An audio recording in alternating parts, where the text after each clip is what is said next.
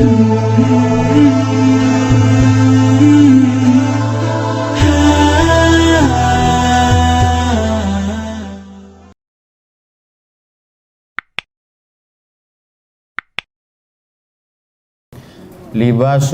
kiramukum qablal julus. Pakaian kamu adalah kemuliaan kamu sebelum duduk. Andai saya datang ceramah ke PTA ini tadi pakai celana jeans, pakai baju kaos, pakai helm, naik motor, saya parkir ke depan, saya masuk ke dalam, lalu saya sapa, "Assalamualaikum guys." Kira-kira menurut fikih salahkah itu? Tak salah, karena aurat minas surrati ila rukbah, dari pusat ke lutut tertutup.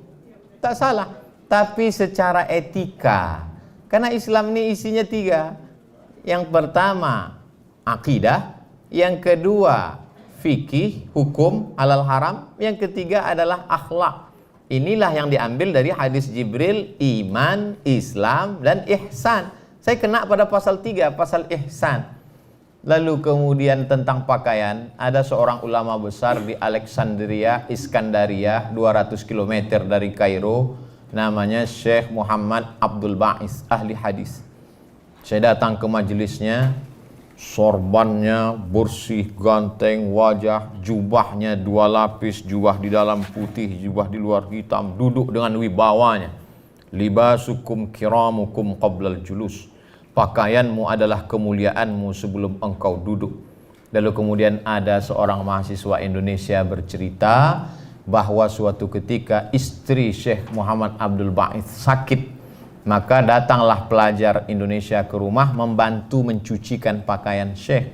Dia terkejut karena dilihatnya beberapa jubah Syekh itu koyak dan dijahit berkali-kali.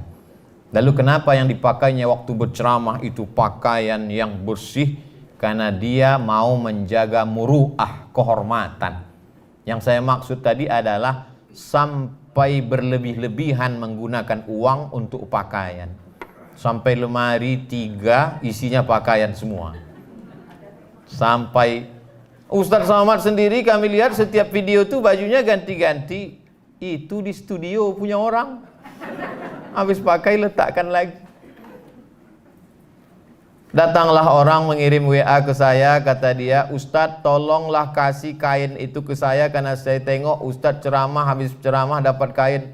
Saya bilang kain itu tak ada lagi, di lemari saya hanya tinggal 5 biji kain saja. Kain untuk tidur, kain untuk sembahyang, kain untuk tamu. Kain-kain yang lain tuh habis semua dibagikan. Jangan sampai kita terjebak pada pakaian-pakaian tadi. Tapi bapak-bapak, ibu-ibu, bukan berarti besok semuanya pakai pakaian lusuh kemari. Ini Ustadz Somad memang betul-betul mengganggu ini, kata Pak Ketua. Jadi pertanyaan tadi luar biasa untuk menjelaskan lagi kepada kita pemilahan. Jangan ketika dikatakan jangan mubazir lalu kemudian tidak makan. Kul, makanlah. Washrab, minumlah. Walbas, berpakaianlah. Min ghairi sarafin, tak berlebihan, wala makhilatin, bukan untuk sombong. Coba kita analisa yang 3 ini. Kul, makanlah. Bagaimana makan tidak sombong? Sekarang ada orang makan sombong. Makan dia di rumah makan yang 1 porsinya 2 juta dan tidak dimakan. Hanya ditengok, dihirup saja. Udah. Hanya untuk style, gaya. Habis makan dipoto langsung update. Alhamdulillah tadi makan siang di rumah makan ini, langsung pujian-pujian. Padahal makannya pun ngutang juga. Kul, washrab, minuman. Berapa banyak minuman hanya untuk gaya-gaya. Bahkan sekarang ada satu konten di YouTube yang hanya untuk menampilkan minuman. Minuman ini mabuknya begini, harganya ini. Minuman ini kalau diminum maghrib mabuknya subuh.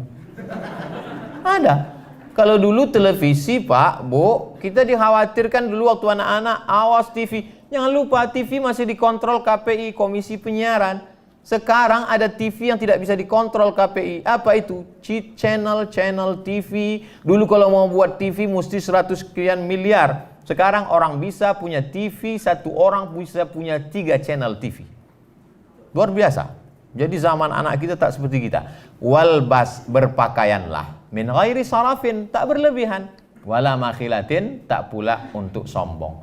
Jadi analisa Ustadz selama di PTA ini, adakah nampak jamaah ini berpakaian berlebihan untuk sombong? Tidak.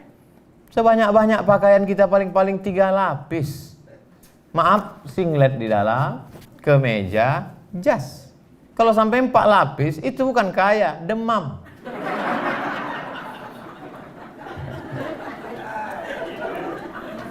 Ketika Bapak berpakaian bersih, rapi, maka sesungguhnya Bapak bukan sedang menjaga diri Bapak, tapi Bapak sedang menjaga korps, menjaga PTA, menjaga wibawa.